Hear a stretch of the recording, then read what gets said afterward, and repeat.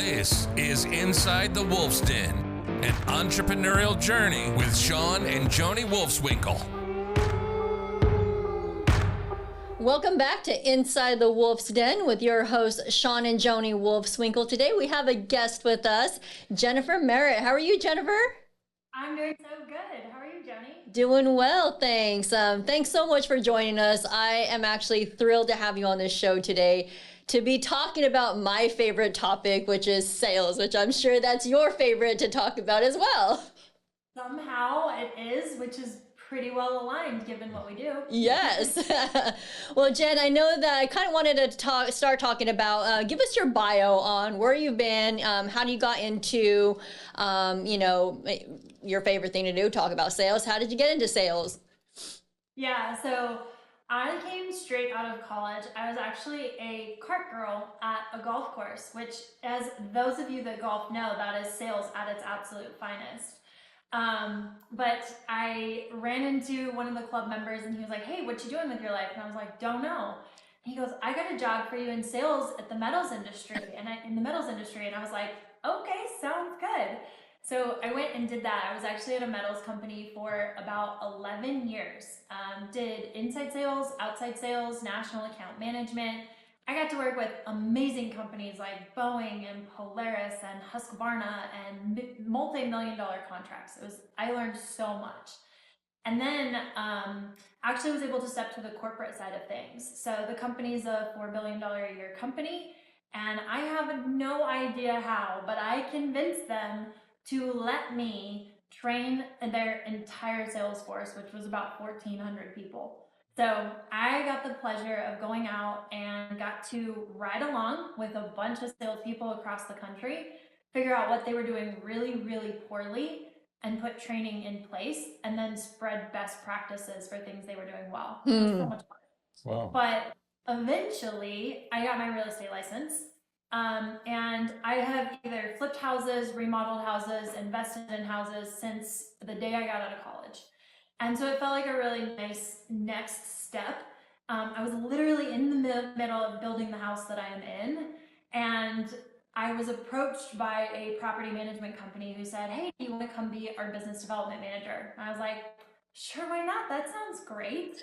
So I went and did that for about a year, and then became director of sales for that company. We had 7 different locations, and that's when Jeremy found me, and I've been at RentScale now for about 3 years. That's awesome. So I did not know that about you. I didn't know that you flipped houses in college. Now we are way more aligned than I thought. Super cool. You should have seen the first house, Joni. It was covered in spray paint and ferret. Let's just say ferret leave behinds. That's awesome. So RentScale has an event coming up, right? And I want to make sure that we highlight that now. So some of the listeners that in the property management space that may be looking to get their BDMs, or the owners are looking to get more education on sales. Can you just highlight what you guys have coming up and the dates and what to expect at the event? Yeah, so Sales Mastery is our only event of the year, so we get to say it's our biggest event of the year. But Sales Mastery is coming up this year on December 6th. We are super excited for it. It's going to be the biggest event we've ever had, not just in people, but also in content and size and scope. So we're going to be talking about the theme of the conference is more clients you love. We want to help you bring on more clients that you want to do business with, not just who comes to you and wants to do business with you.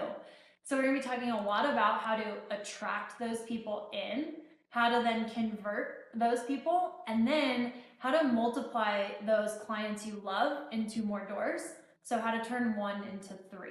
That's kind of the theme of the conference. We're going to cover everything from marketing strategy all the way down to onboarding experience. So, and everything in between. We're so excited. Love it. You know, and I just want to highlight, so this would actually be my fourth sales mastery that I've attended, which I will say, like, I love sales. So you say that you're having a sales conference, I'll be there, right? But no, this is different. And each year has been different because obviously we go through different changes within the market, right? And so I learned something new each time. And this last time I actually had the privilege to bring along my team, which it was super empowering for the entire team. I think I mentioned this earlier, like we came back aligned, right, with the shared vision. So it's not, and I just want to say it's not just for business development managers, it's for the business owners and also the marketing team, right? Yes, this year it's always been for the business owner and the business development manager, but this year we're specifically catering content for the owner and the marketing manager as well, because we want all those people to be aligned and rowing in the same direction. So we've got more people than ever who are sending 2, 3, and 4 members of their teams to this event, and they're going to come back and not have to get on the same page. They're just going to be on the same page. I just remember last year I bought a bunch of ice cream, so that's all I know. And we were the winners. You bought a bunch of ice cream, and Joni won the competition. Correct. Good job, Shawn. Yeah, so that's what I'm good for. No, that's awesome. So yeah, we're looking forward to the event, and it's going to be in Austin. And what were the dates?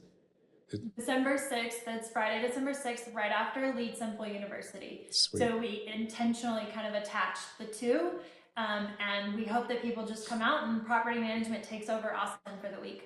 That's awesome. Awesome. Well, I can't wait for this event and what you guys are putting together for this event. So let's get into sales because I'd love to, hear what you have and let's talk about sales techniques. So, Jen, what key techniques do you believe every salesperson should master?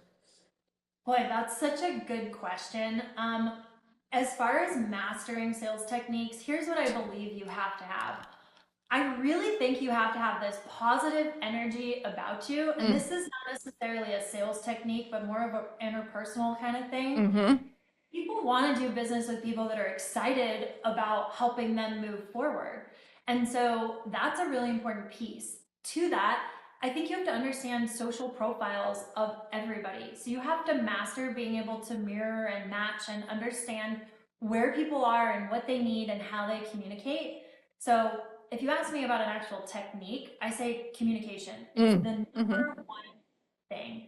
You need to be able to communicate and connect with people. And if you don't have that, you're going to struggle outside of anything else that you do. I'd say number 2 is probably leadership. So you've got to be able to influence people when it's necessary, because so many people have a hard time actually making a decision, even when it's really best for them. So I'm not talking about, used car sales guy. Those poor guys, they get such a bad reputation. And they so do. I'm not talking about used car sales guy influence. I'm talking about when you know what the next right step is for someone, to be able to say it and share it. And you have to have leadership in order to do that.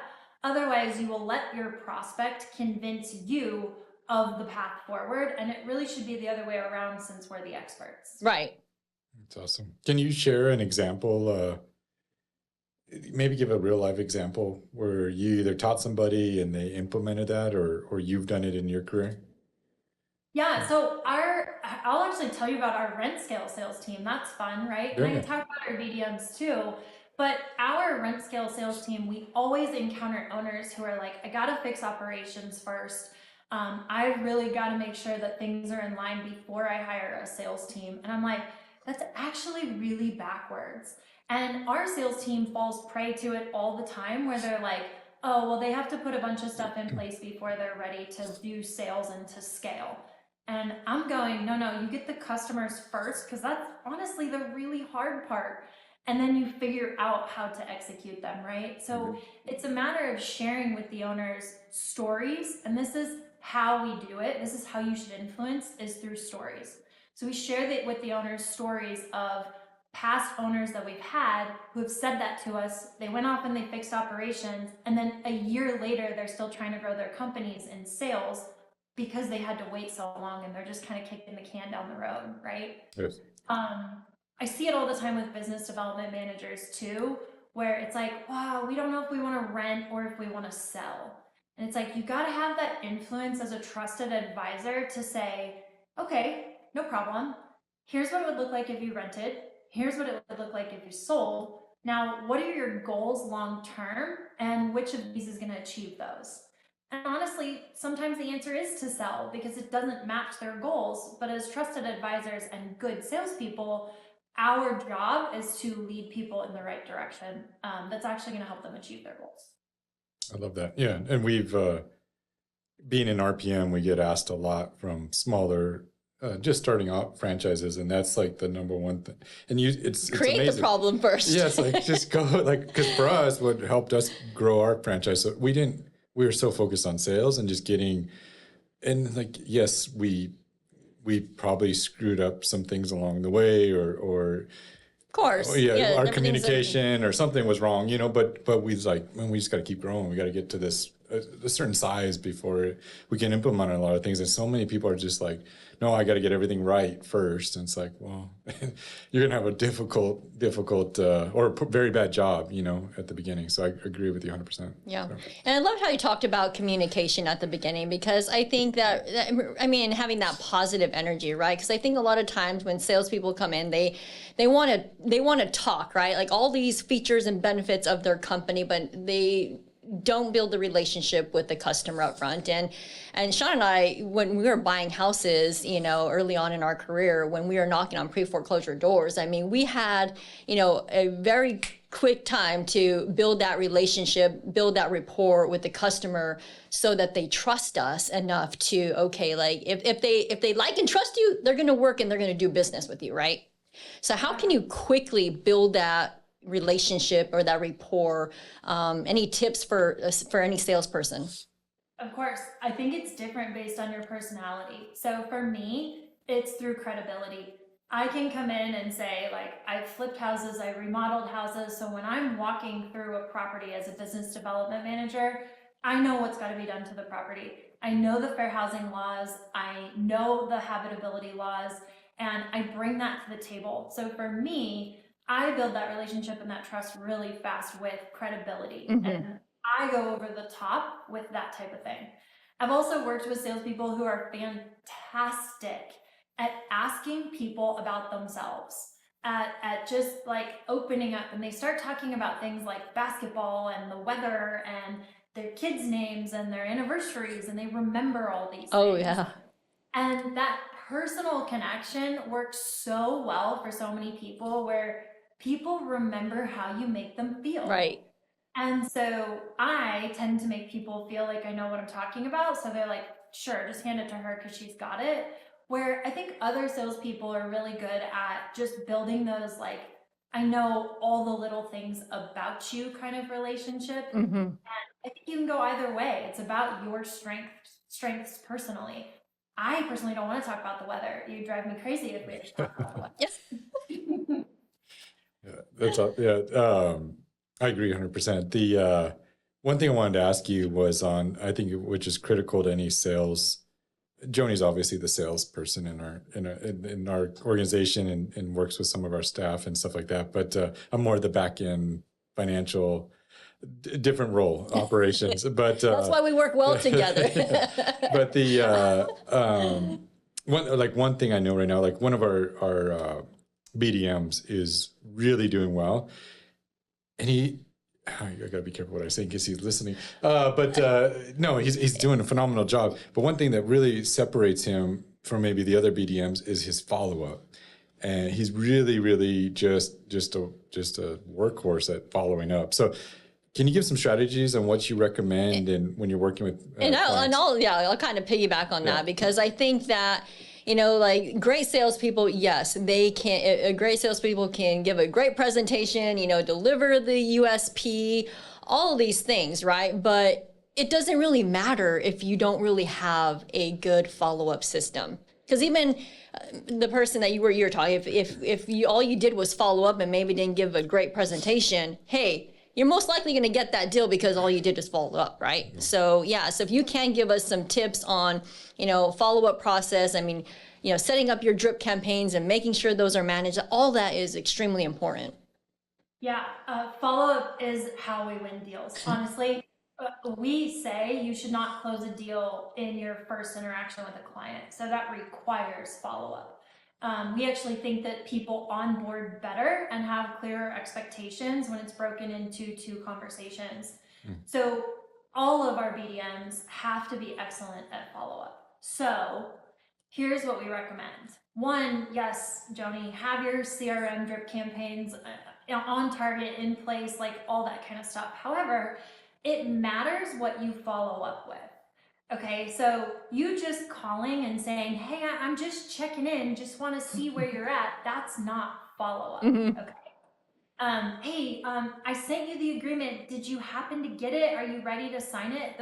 That's not sales or follow-up either. So you have to call with some value piece.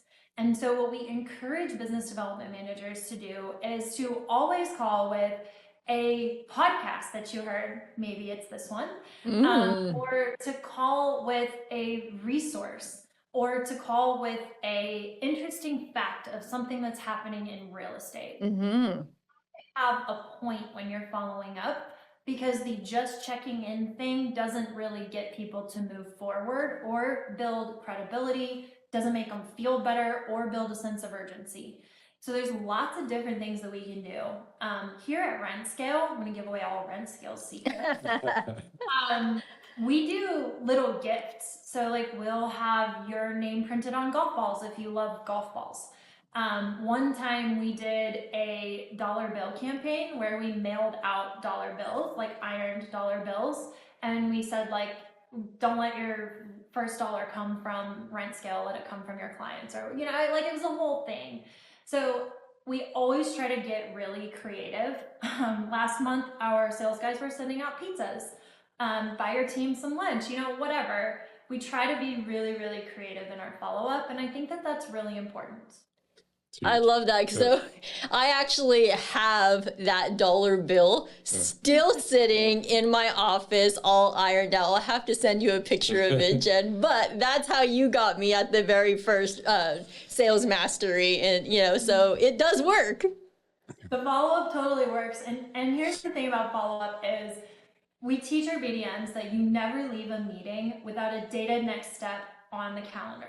I don't care what it is, whether it's a meeting with them where they're expecting you to call, or you're going to send a podcast on X date, or you're going to introduce them to ABC, you have to have the next step on the calendar. And I even like to say that next step should be well known by both parties. But even if your next step is not known by your client, but it's known by you and it's put into your calendar, that is how you successfully follow up. That's awesome. Yeah. Nugget. It really is. And I'm going to go back to that because I think the value was right there. So because there's so much we want to just check in, right? Yep. And there's no value you're adding to that client. So that's huge. But is there a sequence of like touch? Do you guys get into that at all? Like you should touch the client so many times. Is there a frequency like those touches? Do you have anything like that, or that's more practical down into the weeds a little bit? But yeah. No, for sure. It depends on where the client's at in their buying process. So here's the thing about CRMs. People feel like they can just set them and automate them and then forget them. But once someone's in our active pipeline, it actually should be 100% opposite of that. So as far as cadence and rhythm goes, if they're in an active nurture type phase or an active pipeline phase, you need to be following up with them based on what they told you their timeline was. So if they're in a huge hurry to rent their house because they're paying the mortgage on it and nobody's living there, well, then your follow-up should be tomorrow. If they are moving their family out of the house on November 15th, then your follow-up should be, maybe November 5th or November 10th. That kind of thing. So it really depends. When you get somebody into passive nurture, meaning that you don't believe they're going to buy in the next, call it 45 to 60 days, you put them into passive nurture and your follow-up starts based on what type of person you're talking with. So investors, we want to follow up with them more frequently over the phone because they're going to make decisions quicker. We recommend every 15 days. For your accidentals or your self-managing, they get in their head about the decision that they have to make and it takes them a little bit longer. So drip emails are sent once a week and then follow up at day 77 and then day 90. So it looks very different depending on who you're talking to. And I think that's something that a lot of salespeople get lazy about is every conversation should be different and every follow-up step should be different. That's so true. Love that. So let's kind of change gears a little bit here and let's talk about differentiating top performers. So Jen, in your experience, what do the top sales experts do differently maybe compared to the average performers? So it's really funny. Jeremy and I looked at this, it was a couple months ago now. We've got our, scoreboard and we put one out every single month. And when we look at that scoreboard, it shows us who our leaders are, what our top 50% does, and what the entire community does, how many leads they had, how far to goal they were, all that. So when we look over the past year at the data and we say, okay, who's been at the top of the leaderboard consistently and what are they doing differently? There are a couple of things. So one thing that they're doing differently is they're starting outbound from day one and they're doing it consistently. This is so hard for so many people to grasp. I know it's not always the most fun thing to do. Right. But yeah, nobody wants to do outbound. But when you do it consistently, you're going to stop the yo-yoing of your sales. You're going to stop the peak of 12 doors and then the low of 4 doors. So that's what successful sales reps are doing. The other thing that I see them consistently doing is paying attention to what has to go into the top of the funnel in order to get their doors out the bottom of the funnel. So if we don't know how many leads we have to put in the top and we're just hoping that we get 10 doors out the bottom, that's a huge problem. So the top BDMs know their pipeline and keep it clean and know what's got to go into it in order to achieve those goals. So lots of goal setting and lots of metrics around that. Yeah. That's awesome. Yeah. Is there a number of outbound that they should do a month, a week? Do you guys have any recommendations on that or? Yes. Yeah. So depends on what the ultimate goal is, right? You're going to have to do more outbound depending on your inbound, depending on there's so many factors there. So what we do is we will really sit down with clients and go, how many doors do you want? How many inbound leads do you have?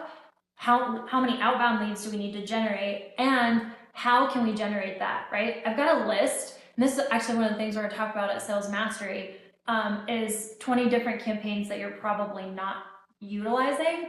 And when BDMs come into Scale Club, they get this list, and then we go, okay, which ones do you want to focus on? We say you need to generate 20 leads based on the math that we've done. And with 20 leads, how are we going to do that? What activities have to happen? We're going to take these 4 things and we're going to do 10 reach outs here and 15 reach outs here. And so the levels are different depending on what your goals are and what you're inputting on the other side. Love that. So let's talk about the other side of that. So say salespeople are running into challenges, right? They're not getting the doors they want. What are some of the challenges, number one, that you're seeing today in maybe the property management space with salespeople? And then what are you recommending to overcome those? Yeah. So challenges when it comes to business development, we just talked about part of it. It's outbound. It's lead generation, right? We're seeing so many business development managers come and go, I don't have enough leads in order to generate the number of doors that my owner wants to see. Yeah. So it's all about spinning that outbound up properly. That's a common problem that we're seeing. And it is fixable, but it does require a lot of dedication from that person. And from what I find in the marketplace, some people aren't meant to be hunter mentality type personalities. So you've got to find that person who has the ability to do that outbound. Yeah, I love that you said that because so I mean, I think a lot of us have been spoiled throughout the years, right? Leads are just coming to us naturally. Now like we're actually having to go out there and, do a lot more outbound and hunt for these. And so is it the outbound salesperson, is that a totally different person than the inbound salesperson, or can they do both roles? So most property management companies can't afford an outbound salesperson and an inbound salesperson until they get to a certain level. So have I seen success with that model? Absolutely. If I could separate those two out and I could have a hunter and what I call a farmer, I would. But the reality is that most property management companies are just buying into this new idea that you have to have salespeople to grow your business. And so they're investing in one. And so, yes, we try to find a hybrid role, and you can find somebody that can do both. But I always try to lean towards finding somebody who's willing to do the outbound because it's one of the harder things. Awesome. Can you speak a little bit to that? I've always wanted to know, when you do separate them and you do have an inbound and an outbound, how have you seen it successful? I guess more in like, you don't have to get into like what they're actually paid, but like compensating, or when it is an outbound, and because it's very very different roles. We've always struggled with this, and so it's something that so this is a personal question, but I got you here, so I'm going to take advantage of that time. How,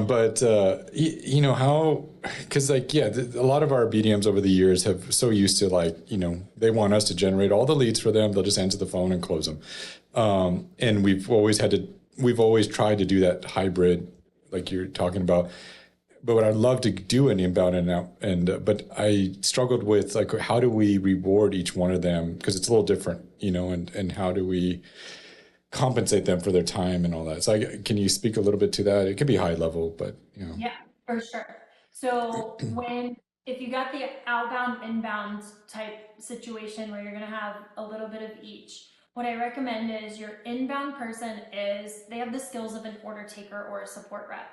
Great customer service, low levels of leadership, but high levels of ability to follow a consistent process. And when it comes to compensation, you're going to pay them a higher base salary and then a little bit of commission when they close deals. Okay, when you do an outbound salesperson, I want high leadership. I want high ability to follow a sales process. That's a scalable top performer to us. But a lot of the times your good outbounders are what I call a rainmaker. So high leadership and low ability to follow a process. They're out there just making all sorts of promises and kissing babies. I love that. And then you have your inside salesperson that's going, hold on, like we got gas and we got brakes. When you have compensating them, I recommend that you do a lower base salary and then higher commission, and you figure out how to split those two. Like you would pay, let's just say your inside salesperson would get say 30 or 40% of commission, and then your outside salesperson would get the 60-70%. And so that's how I would pay those roles differently. But the inside's still closing the one that the outside brought in. It's still the same. Yeah. Huh. I mean, that's what I recommend. I recommend they're literally just a lead generation source, and that way your outside rep is focused on outbound, and that's it. Like that's your job, and there's nowhere to hide. Salespeople are professionals at hiding in certain spots, and that's why we also recommend that you have someone dedicated to sales. So I don't know if you saw the This Week in PM that we had Mark Cunningham on, but he and I duked it out. Should you have your property manager do the sales, or should you hire someone specific? Yes. To do it? Yeah. Who won? I'm just joking. Well, it was me. Jen, of course. Mark totally killed me, honestly. He's a great guy. He's gonna be at Sales Mastery too, by the way. Sweet. So that was fun, but we recommend that you have someone who's dedicated to that role because they can hide in a million different places. If you got your BDMs collecting keys and paperwork and showing properties to tenants, then they have excuses to why they didn't generate outbound doors or why So they weren't true. able to. Yeah. Interesting. 100%. Yeah. It's something, there are so many things going on, like how we can improve ourselves. Right. Yeah, absolutely. But it's something I was excited to have you on because I wanted to ask you about, because we don't get to ask a lot of people about this, but more managing sales teams. And I think over the years we've struggled with this also, and probably been, I know what ends up happening in a lot of companies. I've heard a lot of our colleagues and stuff, they'll take their best salesperson and they get promoted to a sales manager, right? And it's like those skill sets are usually not the same person, and they've always failed. Not all, but majority. And so I kind of wanted to hear, should you take that approach? And I'm guessing no, but, and then can you speak a little bit to managing salespeople and kind of what that role should look like? And is it just managing their performance? Is it coaching? Is it listening to calls? And what your sales meetings should look like. Maybe your framework for what a effective sales meeting should look like. Yeah, all good questions. So first one was, should you take a top performing salesperson to make them a manager? So the thing about salespeople is usually they have high aspirations and motivations, and they want to climb ladders and perform better, right? So you have to provide salespeople usually with the opportunity to advance, and usually that means some sort of sales manager. So here's what most people do. Most people take a really good top performing salesperson and they turn them into a manager just because it's time or because they don't want to lose that person. But they put no training or effort into getting them the skills they need to actually manage people. Because Shawn, you are so right. It is two different skill sets. Now, here's the cool thing. If you take a top performing salesperson and you give them the training and the tools and the knowledge that they need to manage people, then you have someone who's been there, done it, been boots on the ground, but knows how to lead others, and that is your winning formula. But just placing them in the role and thinking just because they know what to do, they can cascade that to someone will fail. Yeah. So you've got to invest in those people. I think that's really important. We sat and looked at this 2.5 years ago. We had BDMs that were just constantly churning out of our community, out of Scale Club, right? And they would either be fired or quit right around like a 7 to 11 month mark. And that stinks for the company and for the business development manager, because in sales, it's about longevity. It's about the relationships you build. So we sat down, we were like, why is this happening over and over and over again? And what we found is in property management, salespeople are generally on an island by themselves. Everybody around them is trying to operate, and we're the only people trying to grow the company and focus on sales. So we get a lot of tension and a lot of pushback from ops of what owners we don't want to take on, or what a pain in the butt those owners are, or the fact that they won't move the washer or dryer out, or they're leaving their whatever, right? And so what we found was they weren't being properly managed and included in the team and the culture of the team. So when it comes to sales management, we sat down, and I actually, Shawn, I'd be happy to send this to you right after we get off, but we wrote Essential Guide to Sales Management because no one knew how to manage a salesperson, because everybody had an ops background and didn't really understand a salesperson. So we found that BDM retention, low BDM retention, was because they weren't properly managed. The key element that we bring in when we talk to any RentScale clients today is, do you know how to sales manage? What is your plan? What is your cadence? What is your rhythm? And now we give them a 30, 60, 90-day plan. When people onboard, we give them a scoreboard and we give them meeting rhythm. So what I recommend for meeting rhythm is, I love daily huddles, especially if you have a hybrid role where they're working some in office, some at home, some on the road. Daily huddles start things off for people. So it's not about micromanagement, it's about team connection. Okay, so we're not trying to manage their schedule, but instead we're just trying to connect with them at the beginning of the day. Then I recommend that you do weekly pipeline reviews where you're literally looking at whatever CRM you're using, you're pulling up the active pipeline and you're like, here's the 20 deals you're working. What are you doing to advance each of those? And then I recommend a monthly one-on-one. So that's the minimum number of meetings. Now there's other meetings you can add in there, but I do recommend a monthly one-on-one where you've got a scorecard, and that is the business development manager's time. It's not yours as the sales manager.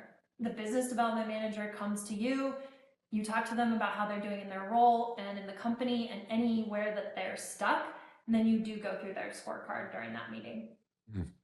I love that. I'm going to actually start using that rhythm because I mean, I know for us, like the daily huddles, we do as an entire organization, but never thought about it just to do it with your sales team. I think that's super important to have that with your sales team. So, yeah, those are great tips right there. Yeah.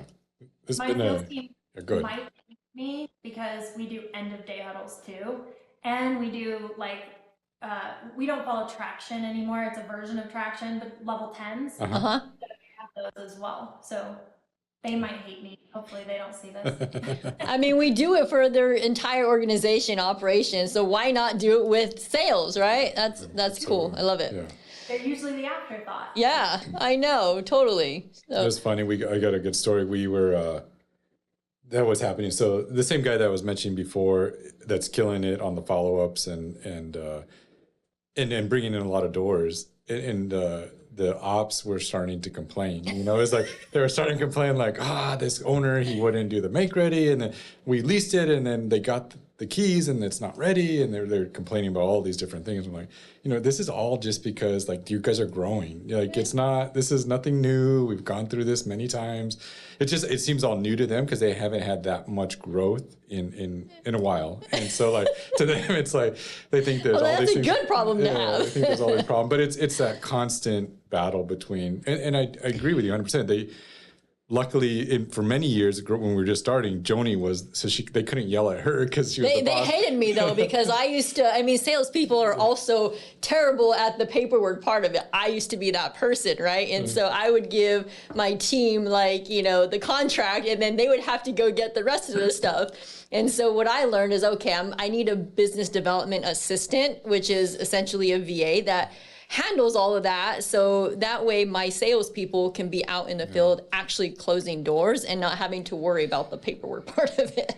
Yeah, because you don't actually want your salespeople touching the paperwork. They have no idea what they're doing. No, not at I all. will raise my hand and say I was the worst at paperwork. My operations team had to be like, what are you doing? I was coming to them every 5 seconds and being like, okay, don't hate me. I sold this. Here's a candy bar. that's so true.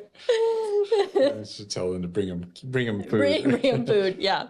Coffee. I used to bring my ops people, and so in the metals industry, I used to use any assets that I had. So I brought them food, and I'd walk out there in high heels, and I'd be like, thank you guys so much. You're the best. I just accidentally put this order in for tomorrow. I gotta go. Love it. That's awesome. So what's next for RentScale, and where are you guys headed in the next couple of years? Oh man, we're really excited about this. So Jeremy and I meet it's January. This year it's in Boca, which I'm really excited for. And we sit down and talk a little bit about what we want to do with RentScale. We have so many different ideas that we're gonna have to narrow them down. There's a long list this year, but we are really focused in the property management space. We're really focused on helping people really build true sales departments and not just a sales team. And we're focused around customer experience. We just want to see all of the PM companies in the space grow and thrive, and we believe so heavily in the customer experience portion of that, all the way from when you take them on in sales to years down the line when you're still nurturing them, trying to get one door into 3. Mm-hmm. So there's a big announcement at LSU for a new product that we have on experience after you sign.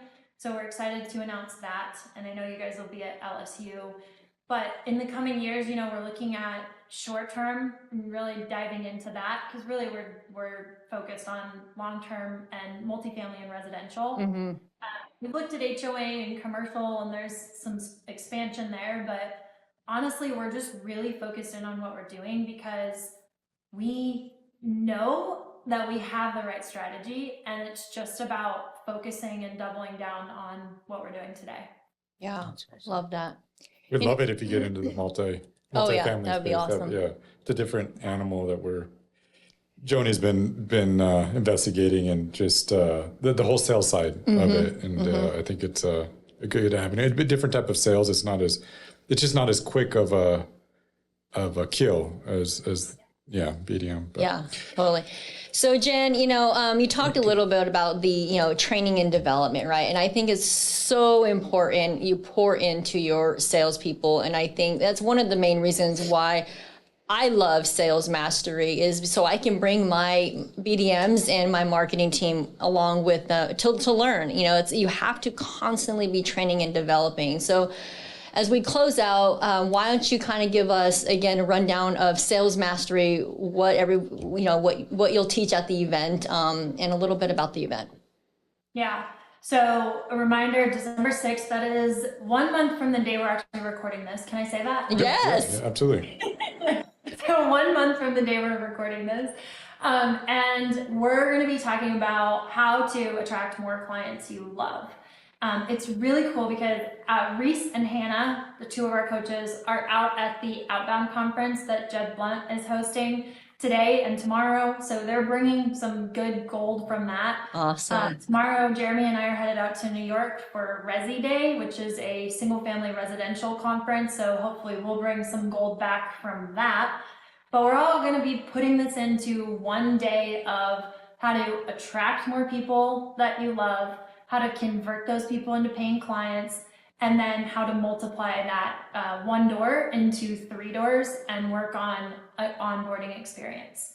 So I'm excited. We're going to talk about marketing. We're bringing PMW. They're going to have some secrets on how to increase your lead generation, not just in SEO, but there's a system that has to happen. They're going to give away some gold there. We're going to talk about messaging and writing the right messaging with the right offer and the right medium. We'll talk about AI and how to use that in writing some messaging. We're going to discuss outbound. We're going to talk about influence and persuasion from Daniel Pink. We'll talk about some real estate trends. I'm like, you guys, I'm so excited about this content just saying this. There's so many different things. We also have Mark Cunningham coming to share what he's learned over 40 years of business development. We're featuring Blanket, so they'll be telling us how you can use technology to monitor and track people afterwards so that you can continue to prospect even your clients. So lots of good stuff. Awesome. I am super looking forward to this. And Jen, I would love for you to actually send us the link to go ahead and put that in the show notes. So for those that have not got their ticket yet, we can give them a link to go ahead and get those tickets. And where do they go to sign up? And how can they learn more about you and Sales Mastery and Sales Club? Yeah, so Sales Mastery is salesmastery.live. You can go there, you can find out more information, and that's where you can book your tickets.